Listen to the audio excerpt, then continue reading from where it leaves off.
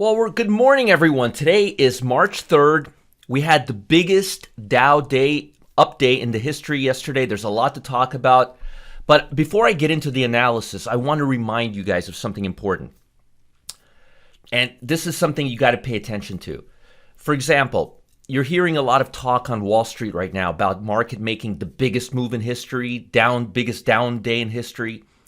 What they're not telling you is this. What Wall Street is hiding from you is this. They're telling you everything based on a point basis, not a percentage basis.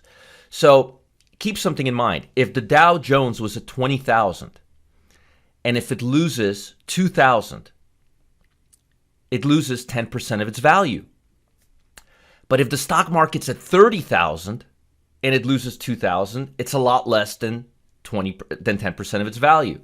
So the most accurate way to give these numbers is by using percentages, but percentages don't produce emotions. So news outlets like to use numbers. It's the biggest Dow day in history. It's the biggest decline in history. Well, on a percentage basis, we're only down about 12.5%, whereas most of these downside corrections are about 20%. Okay, so we are not as much down as Wall Street would like to make you believe on a percentage basis.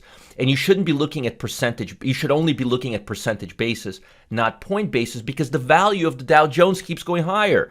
If the Dow Jones is at 60,000 and it loses 6,000 points, which is catastrophic, it only lost 10%. You see my point? So before you get caught up on all of these biggest up day in history, biggest down day in history, make sure you look at the percentage of the down day, not the value, the point value. Because again, the Dow Jones is going higher. We're near 30,000. Losing a certain percentage may not be as much in a percentage-wise versus point-wise. So again, something to keep in mind. All right, let's move into today's analysis. Traders are awaiting talk from central banks and other financial leaders from Group of 7 industries, G7. They're going to talk about how to tackle all of this because it's a big disaster. Over 3,100 people are killed. 90,000 people have been infected. Malaysia's central bank moved to boost its economy. They're cutting overnight rate policy down to 2.5%. Investors are increasingly anticipating the Fed and other major banks around the world to lower interest rate, which is what I believe caused the accumulation yesterday. I believe the buying pressure was caused by the Fed on Friday, telling us that they're going to take action. The International Monetary Fund and World Bank announced simultaneously on Monday that they're ready to help countries affected by the coronavirus through the emergency lending program and other tools. Well, that was Monday. Here's today. You guys hear Twilight Zone and crickets? They pledged to do everything appropriate, but offered nothing in specifics. Nothing specific at all. Now, I know a lot of traders yesterday were really bullish based on what happened because the market gave us the biggest up day in history. Again, you got to compare points versus percentage. It's a big, big difference there. But nonetheless, the market rallied. But again, we're barely in the Twilight Zone right now. Volatility, it went down, but it's still at 34. I mean, look at this historically. Let's go 20 years. We're like at the third biggest level in 3 years. We're not done with this. NASDAQ 100, even though we stopped at the 200-day moving average and we rallied like there was no tomorrow yesterday, today we're down again. And it wouldn't be improbable or unlikely for this market to do a second bottom to test what we've already accomplished down here and hit the 200-day even further, or maybe even go a little bit below it before rallying higher. I'm not saying I am not holding that possibility out at all. On a positive note, the put to call ratio has stayed steady even though the market rallied. We are still seeing a huge percentage of puts in the market in comparison to calls. If I go, let me just increase the size of the chart so you can get a little better idea of what I'm talking about. And now let me go 5 years just to give you a little perspective. So the levels are not that high right now. They could go higher, but in all respect, let's see, 1, 2, 3, 4, 5, 6, 7, 8, 9, 10, 11. In the last, say, 5 years, we've seen 10 times where panic levels have gone this far in terms of put to call ratio. But in terms of volatility, S&P 500 volatility, this is the third biggest time since 2008 in the last 12 years. So this is meaningful. Now, more upside news for you. Bond market never could rally past the high yesterday. We're already cooling off a little bit. The stock market's set to open a little higher this morning.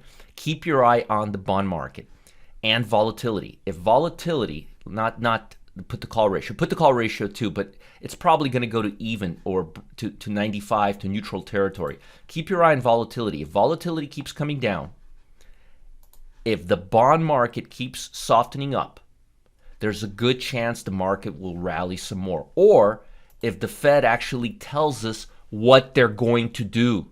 I think the Fed is waiting for real strong panic. I think if the S&P 500 comes back and breaks this low, which is possible. Over the next few days, it's very possible because we're in medium-term support. We bounced off. We broke the 200-day, but then we went higher right away. So there's two scenarios that I'm seeing here. One scenario, the market continues moving higher and trades above the 50-day moving average, almost like a V. That's one scenario. The other scenario, and a more likely scenario, because I don't see this coronavirus going away anytime soon, is the market rallying to the 200-day line or within the Twilight Zone, which is between the 50-day and the 200-day line, and then coming back down here. You could see it better on the NASDAQ. The NASDAQ bounced off the 200-day line. It rallied hard yesterday. I mean, really hard. And then today it's already cooling off. I wouldn't be surprised. Let's put it this way. I wouldn't be surprised or amazed to see this market come back down.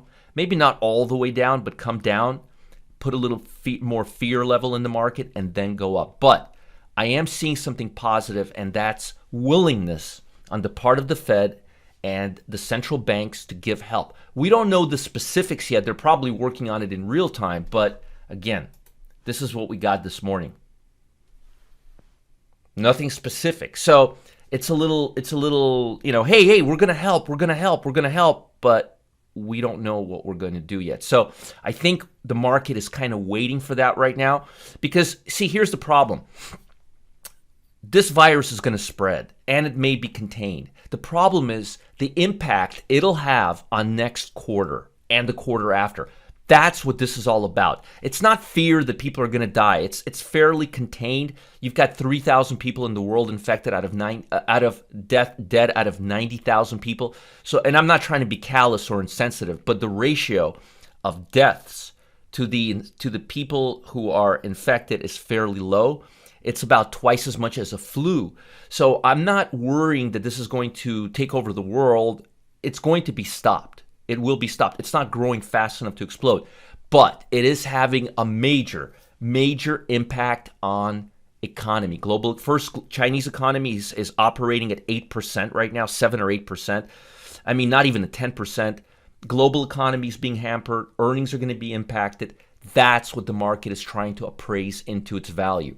Usually the market overdoes things. The reaction is a little too much, but I think we're going to settle somewhere within the 50-day, between the 50 and the 200-day moving average, or we're just going to bolt back higher if the Fed comes in and says, we're going to do something, this is what we're going to do, we're going to take concrete action, and we're going to do it right now.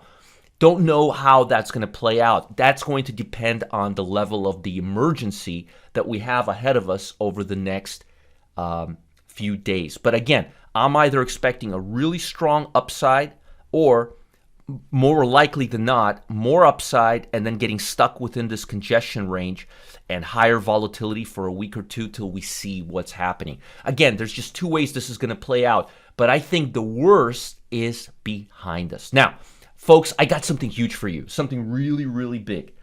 Big. For the first time ever, my good friend Lance Ippolito and my associate Lance Ippolito, he's agreed to go live on the camera today at 1 p.m. Eastern Time. That's right. Tuesday, the 3rd of March, 1 p.m. Eastern Time. That's 10 a.m. Pacific Time, 12 o'clock Central Time, and 1 p.m. Eastern Time. You don't want to miss it. It's a one-time event. You don't want to miss this because he's going to show you how you can literally shoot for 24-hour windfalls. I'm looking at the market. We're moving again here. In fact, Lance has already spotted, we've literally opened the service up a few days ago. He's already spotted opportunity that can potentially turn $5,000 into $117,800. Folks, 24 hours, $5,000, $117,000, even $1,000 would become over $20,000. Can you imagine taking $1,000, turning it into $20,000, or $5,000 into $117,800? I'm going to be there. As a matter of fact, I'm going to give Lance a shout out and give him a warm welcome when he starts. So again, 24-hour windfalls.